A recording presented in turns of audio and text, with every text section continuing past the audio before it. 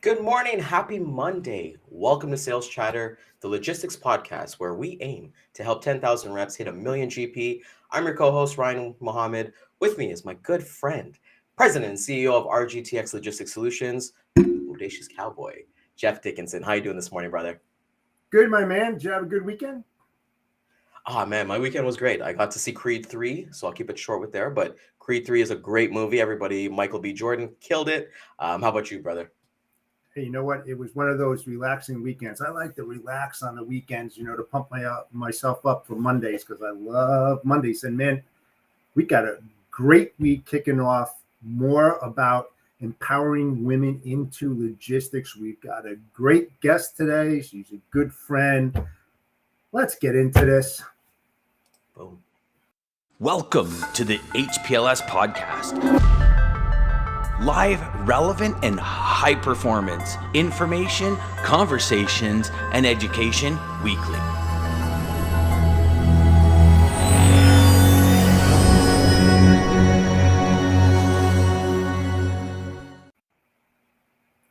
Good morning, everybody. Happy Monday. We have a great week in store for everybody out there as we continue, Ryan and I, on empowering women into logistics. It's such an important subject. We've been going over this for the last 2 weeks. We have 2 more intense weeks of awesome guests. And with that said, I'm bringing in one of my good friends, Ann Wilkinson.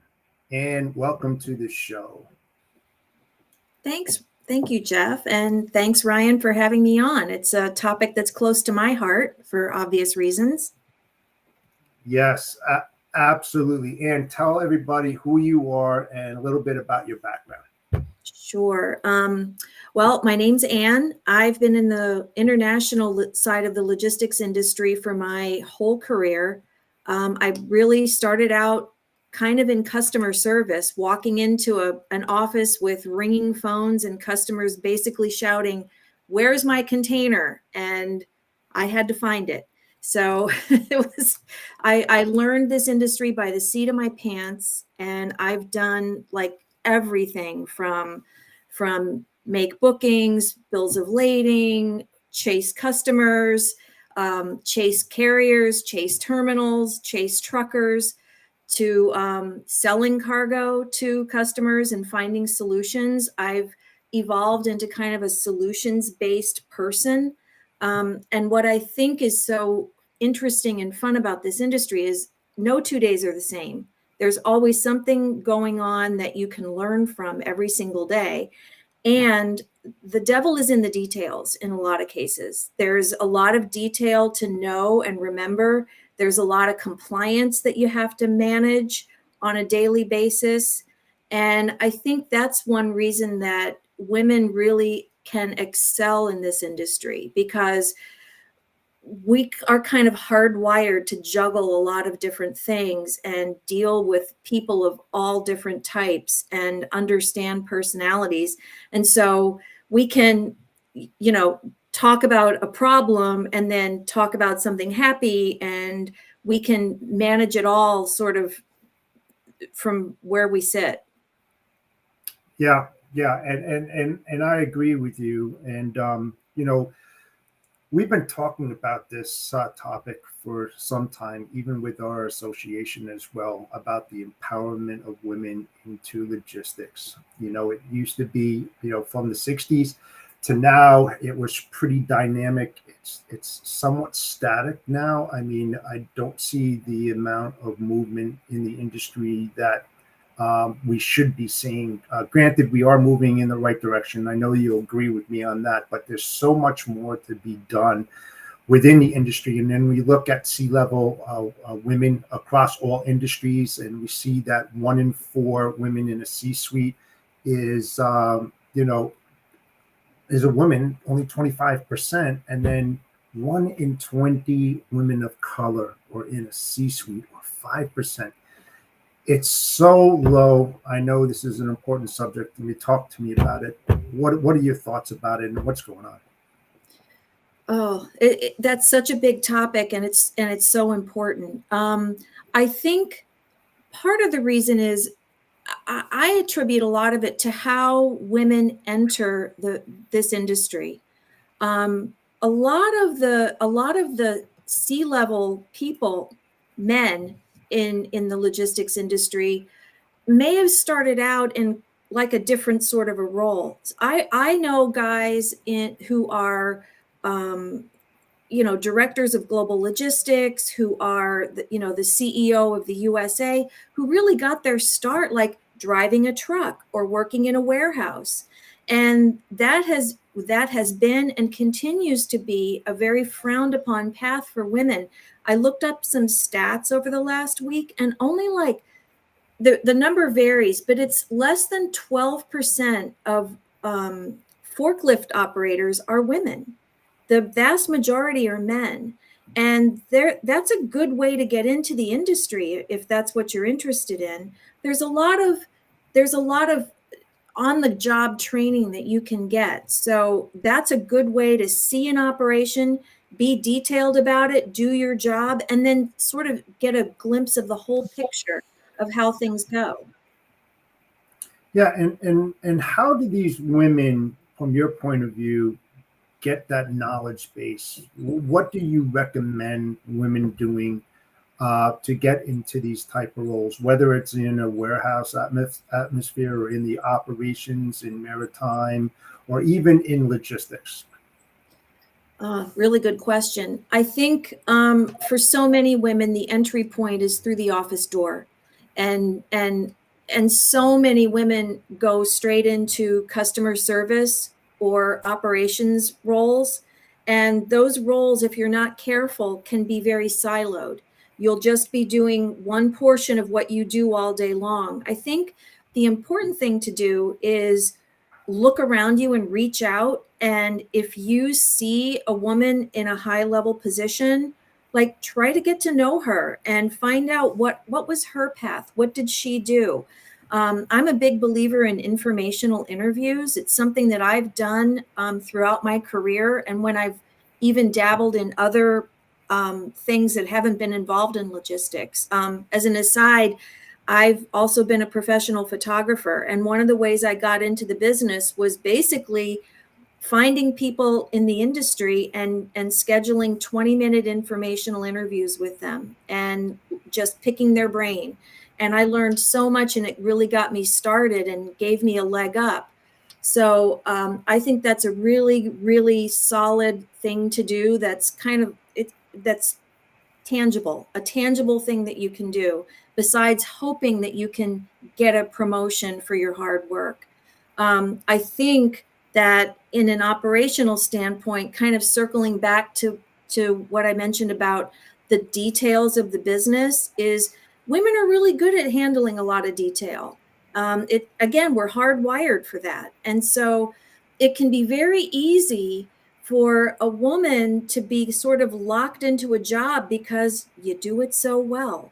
And I kind of would hope that not to become bad at your job, but to be able to spend some time looking around and seeing what else is out there and really focusing on the big picture, learning what makes that company tick, learn the people that are involved in it from a high level and a mid-management level, as well as, the peers that you work with. Yeah, all good stuff. I mean, that's very important, especially informational interviews. I think that's key. That's something new that we've heard on this show since we've been doing it for the last 2 weeks. I think it's very, very important. How about management and human resource directors in corporations? What can they do to support women who are coming into that office, going through that front door, either on the interview side or actually taking that seat and doing their job? What can they do to support them? There's actually a lot of things that can be done. And a company that I recently worked for had a really strong professional development program where they would bring in fresh graduates from a good school, but a local school, and they would hire people to work for a finite year. And through that, over that year, the people in that PDP program would basically sit for a pretty long, good period of time with each department and get a feel for what they did, how they do it, and get your hands a little bit dirty and do some things, attend all the meetings, do some projects, do some day-to-day work. And at the end of that year, that professional, that person that went through the program then gets to kind of declare where they want to end up. And it's ended up in some really great, the company I just left, they basically had some kick-ass women. I don't know if I can say that, but they were awesome, smart, and hardworking and determined. And they're now an integral part of the company. And I really think that if companies focused on bringing in people, hiring them, don't do unpaid internships, but hire them at a good market rate and let them be exposed to all parts of the company, that is a really big help. Something that's a little less formal that you can do for existing people within the company would be to offer people a chance to step into another role and do it for a while. I think that's a great way to move ahead. And I don't think it matters what your gender is. I think that's a great way to learn what goes on. I think that is spectacular. When I worked at outside of logistics, I worked for a telecom company. We used to do that. They had a program where it was called in charge assignments, and Ooh. basically somebody would take over for like 3 to 6 months. Either it's maternity or somebody's taking like a sabbatical or something like that, and they get to learn the intricacies about it. And you said a lot of great things. The one thing I kind of want to go back to is you mentioned that you're a photographer as well. What lessons have you learned, like being a photographer and working in the ocean side of logistics, that you find are transferable, that most of the eyes, like myself or Jeff, wouldn't see? Oh, well, the whole thing about photography is managing yourself and managing people, managing the people that you're actually that are paying you to do the work. They've hired you because they they can't take a picture of themselves. Even the best selfies all look the same, right? You need somebody who can sort of see you and look through the viewfinder and find you. So for me, it was working with people. It was learning what to say to get them to come out of their shell. It was learning how to be approachable. It was learning how to build a trust, a very quick trust between a photographer and their subject is so important, so important. And I think one of the things that has helped me personally was just I like to talk to people. I like to get to know people, and so those two things really helped, and that sort of has fed that solutions based approach that I've learned to take. Anybody can sell a rate, right? You have to be able to sell a solution behind it that really works for your client. So that was a great question. You caught me too. That was a good one. And we were talking about cross training before when you mentioned that and having women go into different seats in those roles. What do you think women feel is the greatest barrier obstacle that they face going into a new environment? Well, that's a really good question too. I think I'm going to throw out a statistic at you. When it's documented that when women look at a job description, when they're maybe looking to move up and take on a new role, if they don't feel like they can handle 100% of the job description, they're reluctant to apply for it. 60% is sort of where they feel, but if a man looks at a job description, if they can maybe do 40 to 60% of it, they'll go ahead and apply.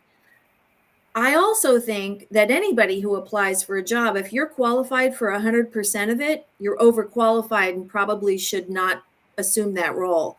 But I think women have this intrinsic feeling that we have to know the whole job before we can take it on and be successful.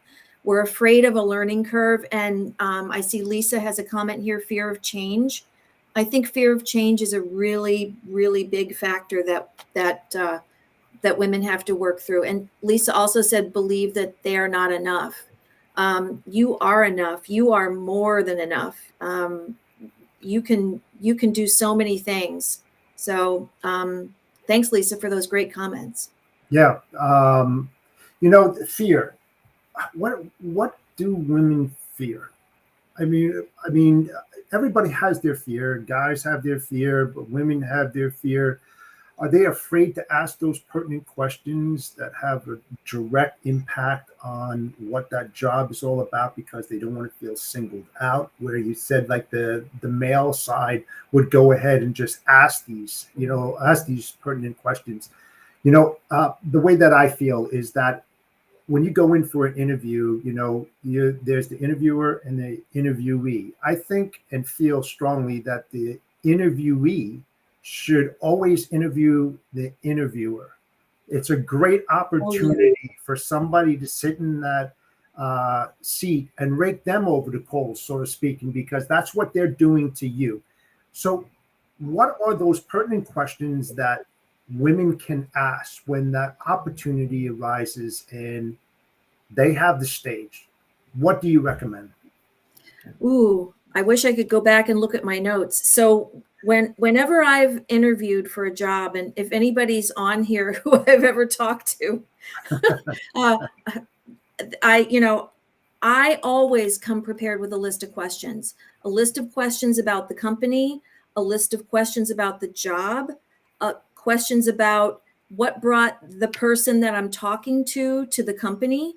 That's a really good question to ask. What brought you to this organization? I think one of the things that you kind of touched on it at the beginning, what holds women back a little bit is this belief. I feel like there's just so much more pressure when you are put into a new role, that you put a lot of pressure on yourself that you will instantly accomplish something, that you don't allow yourself enough time to really get into the role, sit back and watch and listen and learn a little bit from your peers, from the new team that you're with. That you need a grace period. You need to allow yourself that grace period.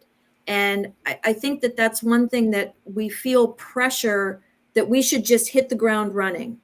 And so learn to move forward to your questions about the interview, which I think is a great segue. If you can go in and really ask some good questions, I think you learn whether it's the right opportunity for you, but it also gives you a chance to show the company that you really care about this position, that you care about putting your best foot forward, and that you've thought it through and you're excited and ready to go. So I think that's a really helpful thing, just to have a list of good questions that show that you haven't just gone onto the website and looked around and see where their offices are and what products they offer, but that you've really taken a deeper dive and you really want to know. That's spectacular because that's one of the best things you can do. At least you can set yourself up because even myself as a sales rep, and when I've gone to new places, I fell in that trap of like wanting to get get numbers on the board, go for that low hanging fruit. Those customers that are not going to be long term. You get those customers and they're just Yeah. there. Something you mentioned, I want to go back to when you brought up your stat about descriptions of jobs, and we had 2 weeks ago, we had Brooke from Mac Recruiter said that you look at words like leaders or you look at like self starter, and those kind of have like a masculine term to them, I would say, right? Hmm. And one of the big things that I've kind of always wanted to understand is that how can somebody, when let's say if they're going into a new place, like you said, you're possibly going somewhere else to work as well, what tips do you personally have? Do you set up things like 30-day, 60-day, 90-day plans, sit with like some of the top people there? What is your action plan? And then looking around at the culture and the environment as a whole.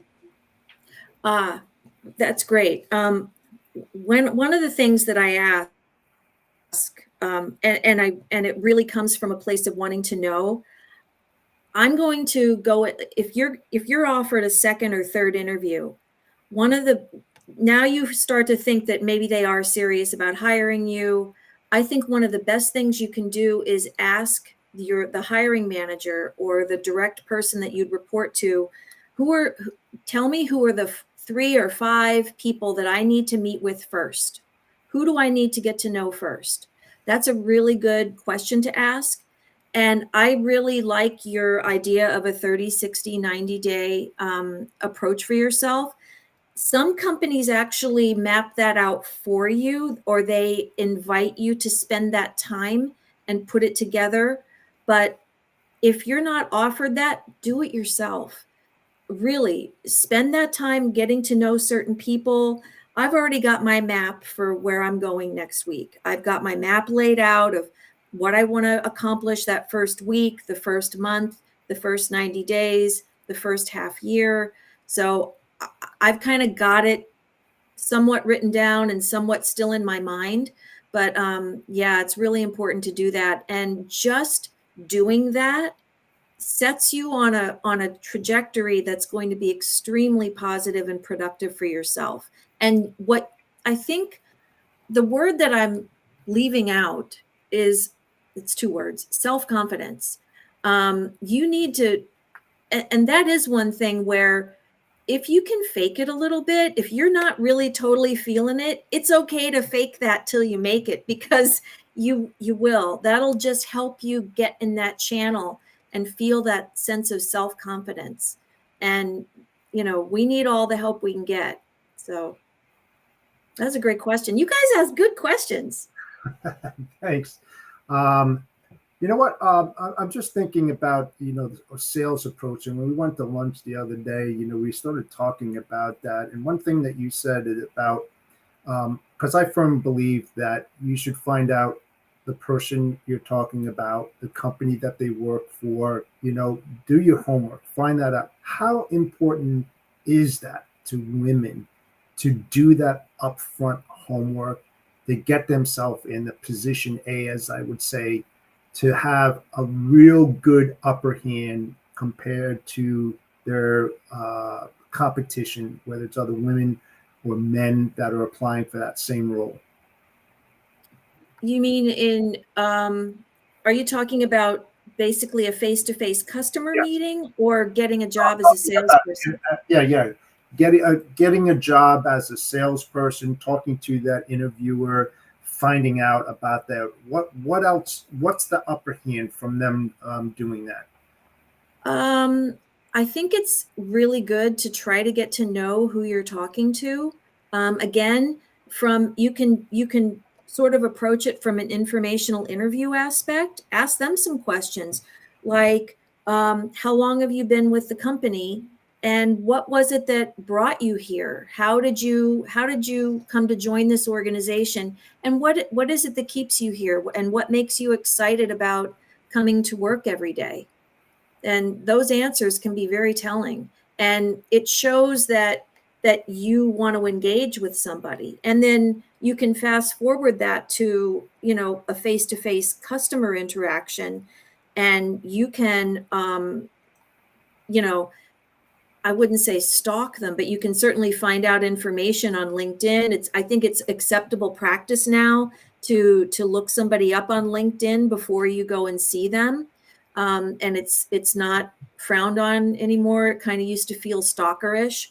But now you need to do that. You need to know a little bit about the company, and you kind of need to prepare yourself with some good data, and go in and really have a little bit of a basis of what you know about the company. It helps you get started. One thing that I may go out on a limb here, but I feel like in a solution/sales situation, a woman tends to want to get to the heart of the matter and talk about that solution, that challenge to the value that she and her company can bring to the customer. And we tend to bypass some of what we kind of think of as small talk, that guys are so good at engaging in. I think you need to be able to handle a little bit of that, and you'd be amazed sometimes at the things people tell you you sit in their office and then you go out to lunch, and it can be eye-opening, some of the stories that they'll tell you, how you can quickly get to know somebody. I also think that in a sales scenario, if you can take another woman from the same company with you, a subject matter expert, someone in operations, someone in the customs brokerage team, someone in the land transport or the contract logistics with you, knowing that they can bring some value, I'm telling you, two women in a sales situation can crush it. You can do so many great things. So lean on your subject matter experts, engage people. You're not in this alone. And I think that's something. I'm going to kind of go back to some other things that you said. I think that's a danger where women fall into, is they feel like they're on their own, and you're not. Watch your male counterparts. They're always talking and they're always interacting, and even some forms of socializing. Use that to your advantage too. Support each other, and you'd be amazed at the success that everybody can garner from that. That's perfect. You are a rock star, and I want to get to some of the questions, and I want to learn a little bit about you, because this one question is about yourself. You're giving amazing advice, and I think anybody, I know myself, I'm going to have some takeaways, and everybody in the audience. But let's get over to David's question here. He wants to know, can you share your biggest win? And also, is there something you would like women to adopt to win more in their lives? So this could be professionally, this could be personally, with your experience that you've gathered over the years. I mean, I've really been lucky to have some good successes in my career. And there's one in particular that I like to talk about because I didn't do it myself. I did it with a lot of other people.